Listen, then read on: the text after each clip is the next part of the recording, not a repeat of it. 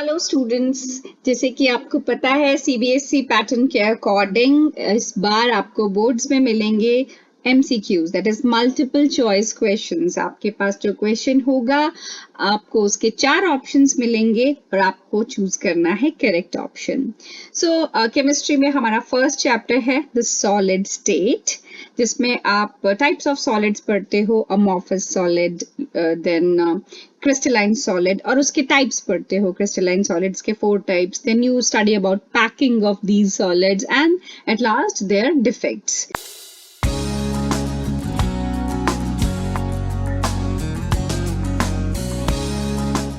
So let's start with the first question, which says, which of the following is amorphous solid? So you have 4 options: diamond, graphite, potassium chloride और glass.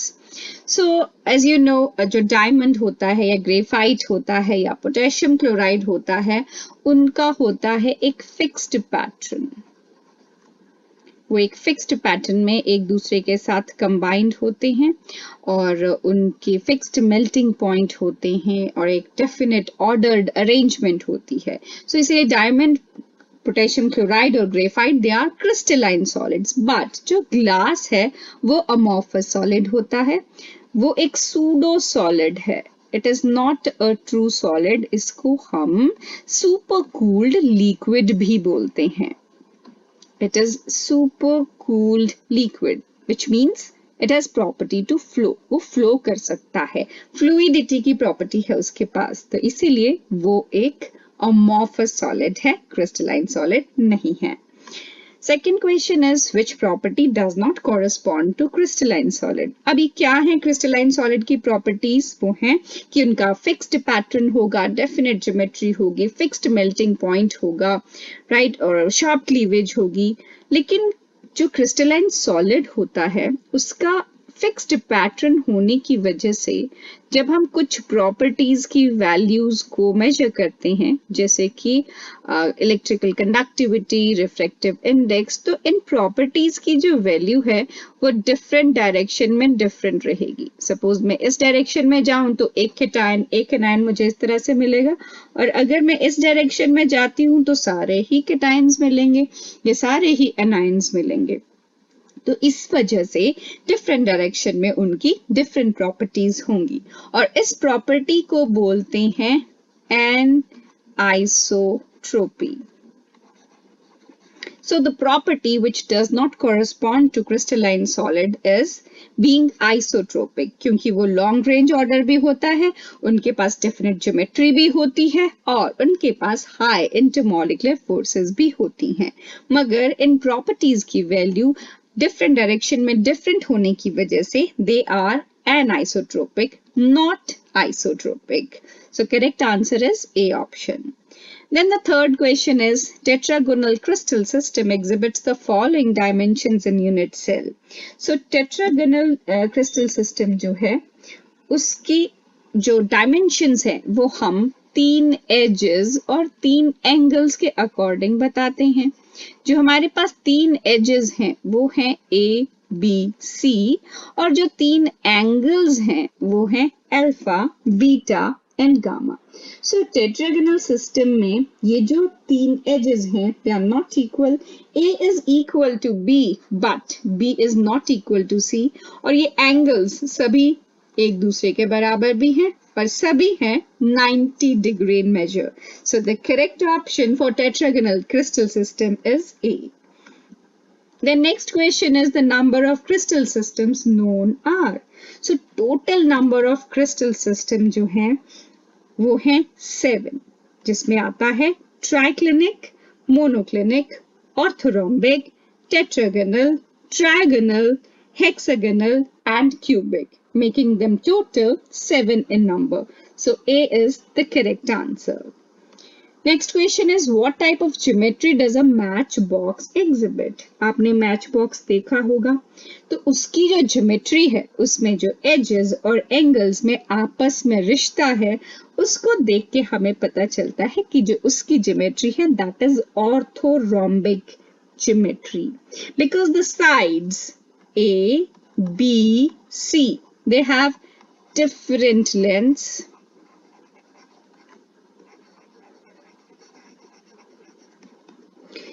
and all of them have angles equal to 90 degree, right? So the cubic lattice is basically square in 3 dimensions where all the sides of equal lengths and the angles are perpendicular to each other. But in a matchbox, when the all edges A, B, C have different length and angles are equal to 90 degree, that is called orthorhombic geometry. So C is the correct option. So the next question is the nearest neighbors of cesium in cesium chloride is. So इसका मतलब है कि जो cesium है वो directly कितने atoms के साथ या आयंस के साथ कांटेक्ट में है. तो cesium क्लोराइड में एक cesium कितने क्लोराइड आयंस के साथ डायरेक्ट कांटेक्ट में है. So the answer is 8 chloride ions. एक सीजियम 8 क्लोराइड आयंस के साथ डायरेक्ट कांटेक्ट में होता है और इसीलिए उसका जो कोऑर्डिनेशन नंबर है उसको भी हम बोलते हैं कि वो 8 कोऑर्डिनेशन नंबर है उसका, क्योंकि एक क्लोराइड आयन जो है वो 8 सीजियम के साथ अटैच्ड होता है और एक सीजियम 8 क्लोराइड आयंस के साथ. Next question is, in the rock salt structure of NaCl, Na ion in NaCl is surrounded by. So Na ion जो है वो डायरेक्ट कांटेक्ट में होता है 6 क्लोराइड आयंस के साथ, एंड वाइस वर्सा आल्सो कि एक क्लोराइड आयंस 6 Na के साथ अटैच्ड है और एक Na 6 क्लोराइड आयंस के साथ अटैच्ड है, जिसकी वजह से इसका कोऑर्डिनेशन नंबर बनता है 6:6. So Na ion in NaCl is surrounded by 6 chloride ions. So D is the correct option. Next is, how many atoms can be present in one face-centered cubic unit cell of monoatomic substance. एक monoatomic substance के लिए face centered cubic unit cell में जो contribution of atoms होगी वो होगी 1/8 into 8 which is equal to 1, और face के center में half contribution से इसकी बन जाएगी 3. तो total number of atoms will be 4. So Z is equal to 4. या total number of atoms that can be present in one FCC cubic unit cell of monoatomic substance, that is C option, that is 4. Then is the number of atoms found in simple cubic face centered and body centered. Simple cubic में face centered में और body centered में जो contribution है, simple cubic में it is 1/8 into 8 corners के, तो ये बन जाता है 1. Face centered के लिए it is 1/8 into 8 for corners plus half contribution रहती है phases पे, this gives us total 4. और body centered में 1/8 into 8 for corners और एक पूरा atom present होता है body के center में, which gives us Z is equal to 2, making the correct option A as an answer, जिसमें simple में आएगा 1, face centered में 4 और body centered में 2. So the next question is, name the defect in which cation leaves a lattice site and occupies an interstitial position. The lattice defect is called. So जिस defect में cation अपनी जगह छोड़ के interstitial site पे या interstitial position occupy कर लेती है, उस तरह के lattice defect को कहा जाता है Frankel defect. इसको हम dislocation defect भी बोलते हैं इसी वजह से, क्योंकि यहाँ पर एक आयन जो है वो अपनी जगह से डिसलोकेट होकर दूसरी जगह पर शिफ्ट हो जाती है. नेक्स्ट क्वेश्चन है, what is true about Schottky defect. क्या स्टेटमेंट जो है वो शॉटकी डिफेक्ट को मेल खाती है, जैसे कि उसके पास है vacant lattice sides. Yes, Schottky defect में क्या होता है कि आपके पास ये आयनिक डिफेक्ट है, कैटायन होगा, एनायन होगा, तो जितना आपके पास कैटायन मिसिंग होते हैं उतना ही एनायन मिसिंग होते हैं, और क्योंकि कैटायन और एनायन दोनों मिस हो जाते हैं, अपनी जगह को छोड़ के बाहर निकल जाते हैं, तो वेकेंट साइड्स क्रिएट हो जाती हैं क्रिस्टल के अंदर. बाकी ऑप्शंस देखें तो आयन ऑक्यूपाइज इंटरस्टिशियल पोजीशन, ऐसा तो फ्रैंकल डिफेक्ट में होता है, तो this is not the correct option. Third option says lattice sides are occupied in electrons, which is also not correct, and it is not a non stoichiometric defect. Schottky defect एक stoichiometric defect है जिसमें cation और anion का ratio जो है वो same रहता है। जैसे मैंने कहा जितनी कैटायन मिसिंग होगी उतनी ही एनायन मिसिंग होगी, तो रेशियो उनका सेम रहेगा बिफोर एंड आफ्टर डिफेक्ट, और such kind of defects are called stoichiometric defect.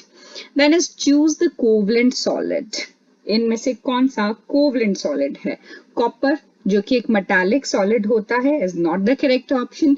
Diamond is the covalent solid. KCl भी आयनिक सॉलिड है, मैंगनीज मेटालिक सॉलिड है, ठीक है, तो B option is the correct answer. Then the number of tetrahedral voids in closed packed array of n spheres.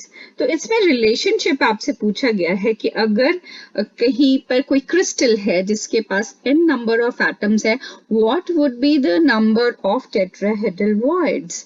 तो किसी भी crystal में अगर नंबर ऑफ एटम्स n होता है तो उसके ऑक्टाहेड्रल वॉइड्स 2n होते हैं, और सॉरी टेट्राहेड्रल वॉइड्स 2n होते हैं, और ऑक्टाहेड्रल वॉइड्स जो है that is equal to the number of atoms in the crystal. So according to this, the correct option for the tetrahedral void is 2n, which is D option. Then next question here, the number of octahedral voids in closed packed areas of n sphere. So octahedral voids अभी जैसे मैंने बताया कि कोई भी crystal जिसके पास जितने number of atoms होंगे उतने ही उसके पास octahedral void होते हैं, और उसके double tetrahedral. So we are just asked to tell about octahedral voids in it. So it is equal to n. So D is the correct option. Then next question is, which of the following is non-conductor in solid state but becomes good conductor on melting?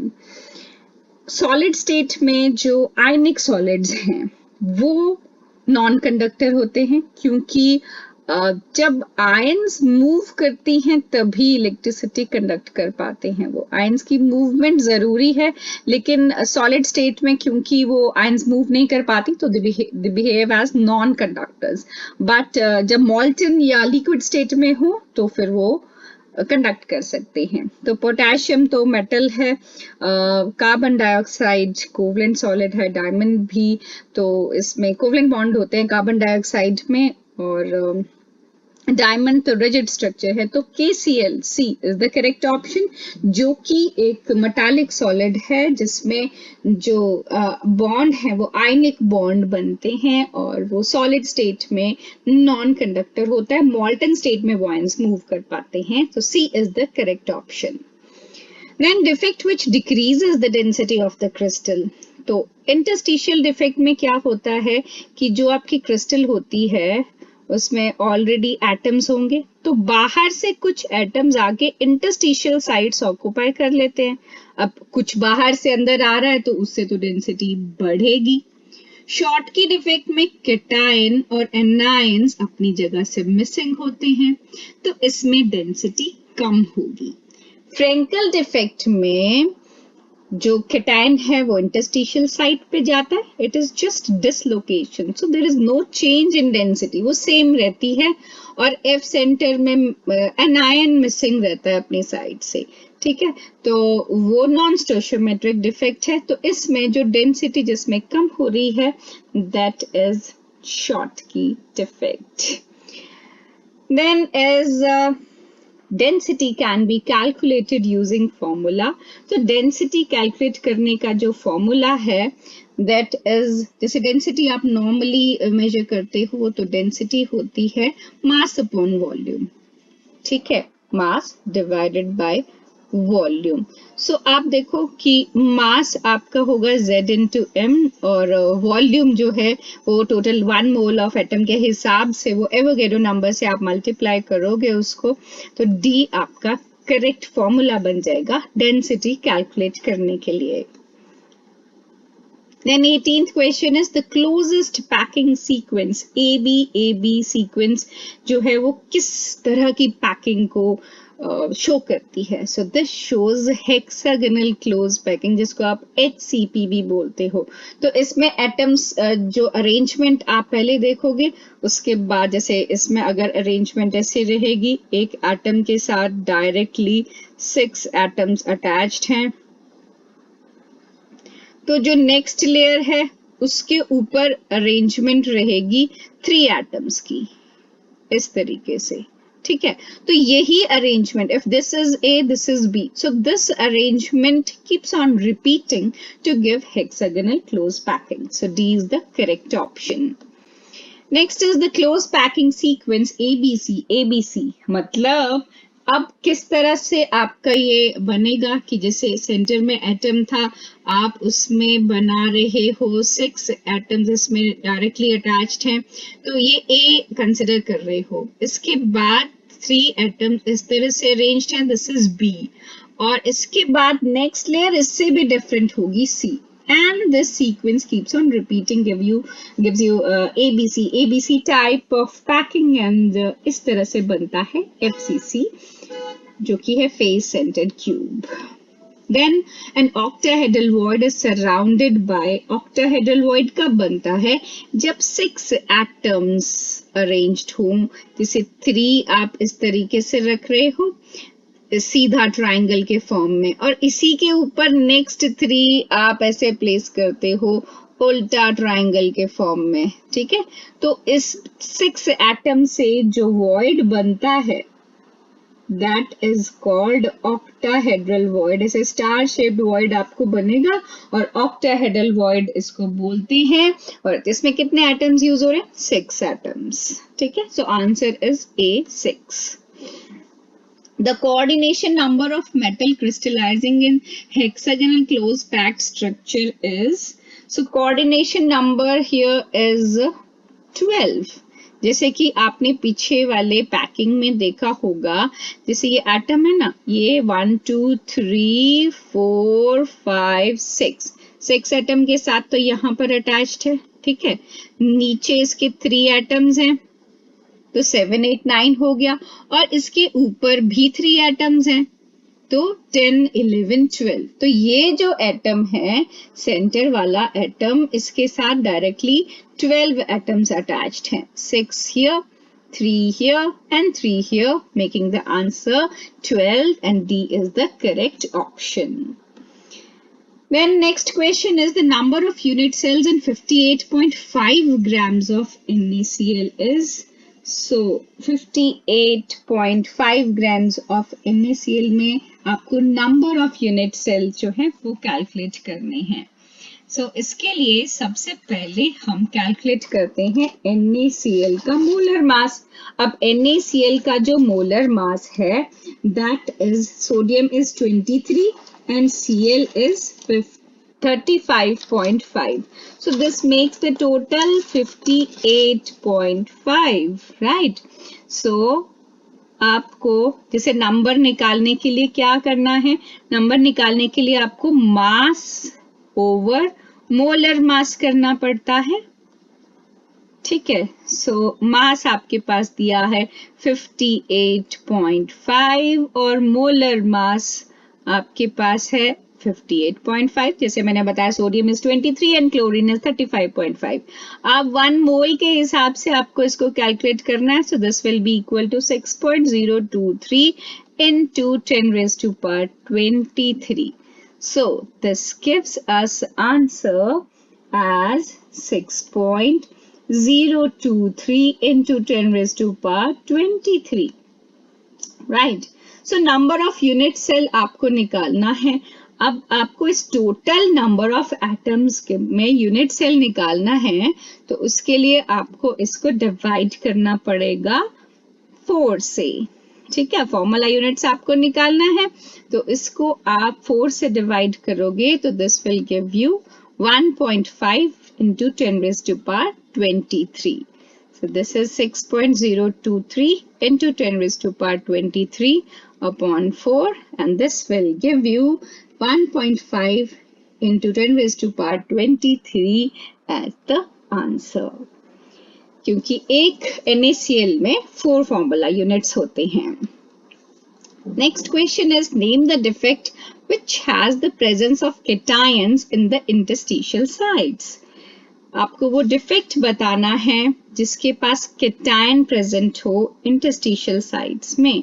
So interstitial site में जब cation introduce होते हैं उस defect को कहा जाता है Frenkel defect. वो डिसलोकेट होके इंटरस्टिशियल साइट पे चले जाते हैं। So A is the correct answer.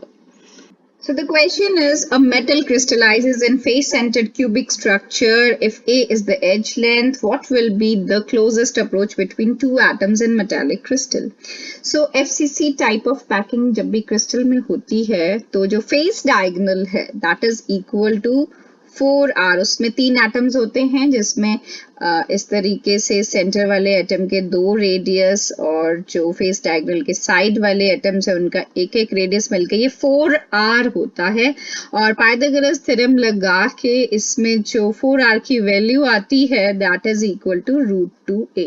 So the relation which we get between r and a is 4r is equal to √2a।